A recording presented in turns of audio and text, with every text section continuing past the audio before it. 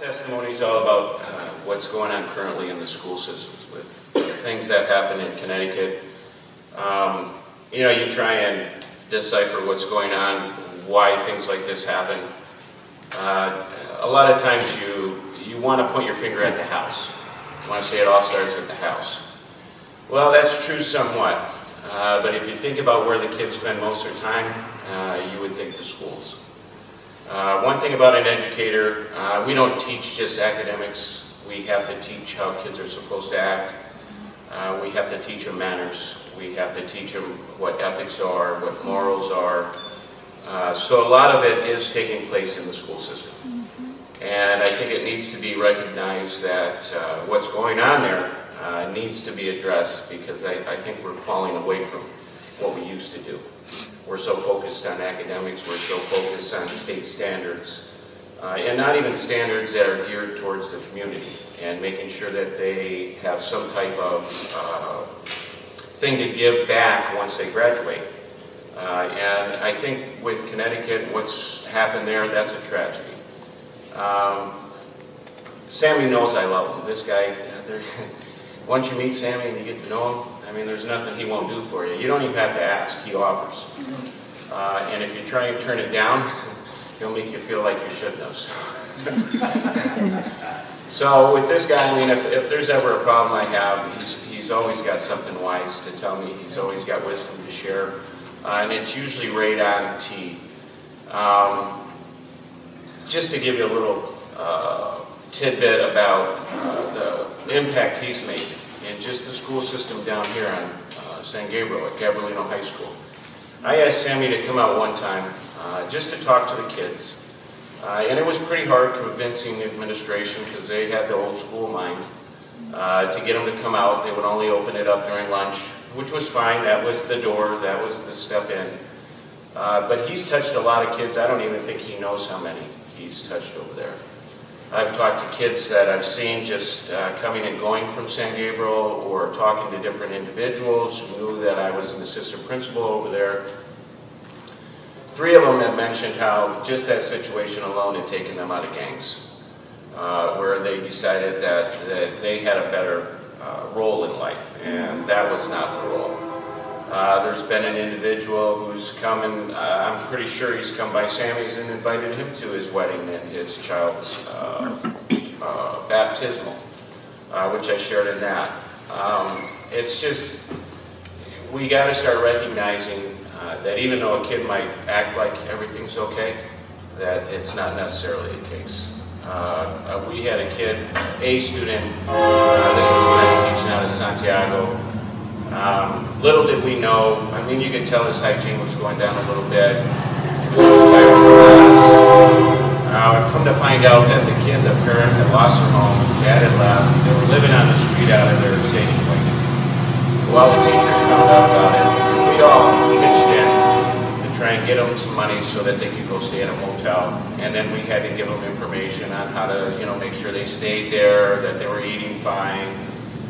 This was a kid that went on to Stanford, full ride scholarship, but never said anything to anybody. Didn't say that there was a problem, didn't complain. You wouldn't have known it other than the teachers recognizing that there was an issue with hygiene starting to go down, and of course then the kids started teasing him. But that's just one case. If we don't start recognizing that these kids are not okay, and that we need to push deeper into what's going on with them, especially those ones that are being shunned, we're going to have more situations like this popping up. I don't understand how somebody can go in and just, you know, take the life of somebody who's just started and then take their own life. It doesn't make any sense to me. But I do understand it, because I see it every day in the classroom. I see it every day in the high school. People are just giving up on the kids. They really are. They're just giving up. They're so apt to just say, you know, go to the back of the room, just don't bother me. We need to make that change. Sammy wants to make that change. He connects with the school systems. He wants to go out there and talk to the kids. He's got a message that he wants to share. If we can just get that out there and let people know that this guy is for real, I'm going to tell you right now, when we first came out, I kind of questioned it. I thought, oh, there's got to be some ulterior motive. I came down, I talked with him after the fact, and, you know, the guy's for real. I'm blessed that he's in my life. And I'll tell you what, I sing his praise to anybody who will listen to me. And I try to get as many people to come out as I can. It's just my problem is they're all in Riverside, and San Gabriel's a little bit of a drag, especially in the morning with that traffic. So it's kind of hard to get people out here. But it's nice to see all the different faces that are coming out. And trust in what Sammy is telling you, that his heart is in the right place. And I don't know, I believe that this is my family. Yeah. Most of my family's back east, and so when we come out on Sunday, I believe I found a family. So that's how I feel about Sammy and everybody that's here. I love you guys, and I would do anything for anybody. I know. You know, Danks, when he left that school, you know, our buddy has been there for, I don't know, 20 years, Michael. Mike Freddie, Buddy knows him.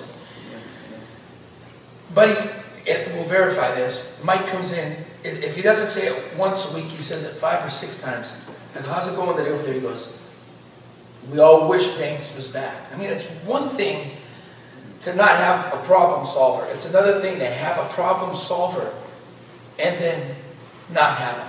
Because it's not so much the staff.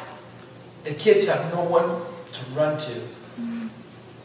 They don't run to the staff. They don't run because their hearts, the kids know when a heart is open, you know. And you know, it's easier to program children than retrain adults, you know. And people don't understand that the kids are looking for somebody deep inside with the answers.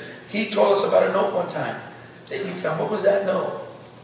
Well, there was it was a poem, and I think I shared this with you guys. The young lady had dropped it walking out of the class, and I picked it up and read it. She didn't know she dropped it? No, she didn't know she dropped it. And then I had called her back into the class and had talked to some of her friends and found out that there were a lot of issues going on at home.